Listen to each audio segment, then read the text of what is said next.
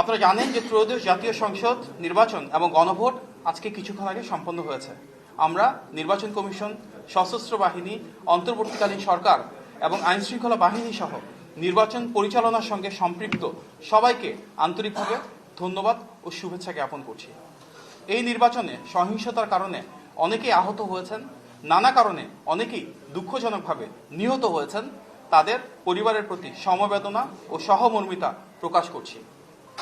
আমরা দেখেছি নির্বাচনকে বিতর্কিত করবার জন্য গতকাল রাত থেকেই বিভিন্ন জায়গায় যে সহিংসতা, কারচুপি ও কালো টাকার মহোৎসব হয়েছে, তার প্রেক্ষিতে যারা নিরাপত্তার দায়িত্বে ছিলেন তারা অত্যন্ত গুরুত্বপূর্ণ ভূমিকা পালন করেছেন।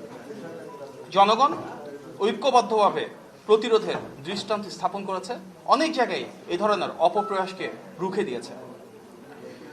বিএনপির সঙ্গে প্রতিপক্ষ রাজনৈতিক দলের যে দৃশ্যমান বিশাল পার্থক্য রয়েছে, সেটিকে প্রতিহত করাই ছিল গতকাল রাত থেকে আচরণবিধি লঙ্ঘনের মূল উদ্দেশ্য। সেজন্য ভোটারদেরকে হুমকি প্রদানের মাধ্যমে নিরুৎসাহিত করে ভোট কেন্দ্র থেকে দূরে রাখার একটি অপচেষ্টা করা হয়। এই দুর্ভাগ্যজনক ঘটনাগুলো যদি না ঘটতো, হয়তো ভোট কেন্দ্রে ভোটারের উপস্থিতি আরো বেশি হতে পারত।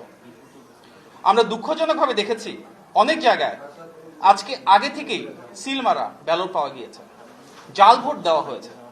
কিছু ক্ষেত্রে মৃত মানুষের ভোট দেওয়ার অভিযোগ যেমন এসছে, ঠিক একইভাবে নিজেদের ভোট দিতে পারেননি বলেও অনেক ভোটার অভিযোগ করেছেন, যা প্রমাণ করে ফ্যাসিবাদী আমলের মতোই একজনের ভোট অন্যজন দেওয়ার অপসংস্কৃতি এখনো পুনঃপ্রতিষ্ঠিত করা হলো।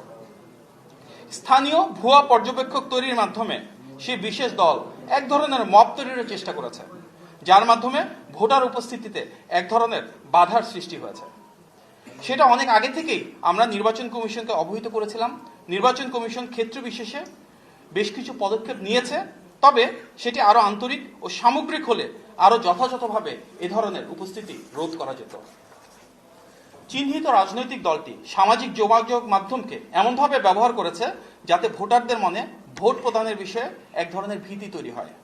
বাস্তবতা হচ্ছে বিএনপির বিজয় অনিবার্য ও নিরঙ্কুশ, সেটিকেই স্তিমিত করার কোনো অপপ্রয়াসই সফল হবে না বলেই আমরা দৃঢ়ভাবে বিশ্বাস করি। দেশের জনগণ বিশ্বাস করে একটি অবাধ, সুষ্ঠু এবং গ্রহণযোগ্য নির্বাচন নিশ্চিত করা গেলে এবং ভোট গণনা সঠিকভাবে পরিপালন করা গেলে ইনশাল্লাহ ধানের শীষের বিজয় অবশ্যম্ভাবী। দেশের জনগণ যে আবেগ ও আকাঙ্ক্ষা নিয়ে আজ ভোটাধিকার প্রয়োগ করেছে, ইনশাল্লাহ গণতান্ত্রিক বাংলাদেশে জনগণের ম্যান্ডেটে নির্বাচিত সরকার সেটি আন্তরিকভাবে বাস্তবায়ন করবে। গণতন্ত্রগামী জনগণকে উদাত্ত আহ্বান জানাই আমরা, ভোটের ফলাফল নিশ্চিত করার পূর্বে কেউ ভোট কেন্দ্র যেন ত্যাগ না করেন এবং বিএনপি এবং অঙ্গ ও সহযোগী সংগঠনে যারা নেতৃবৃন্দ নির্বাচনের দায়িত্বে রয়েছেন তারা যেন গণনা ও ফলাফল ঘোষণার সময় সেখানে উপস্থিত থাকেন, যেন কোনো ধরনের অসঙ্গতি তৈরি করা না হয়। আমরা দৃঢ়ভাবে বিশ্বাস করি ধানের শীষের জোয়ারে বিএনপির বিজয়, গণতন্ত্রের বিজয় নিশ্চিত হবে ইনশাআল্লাহ।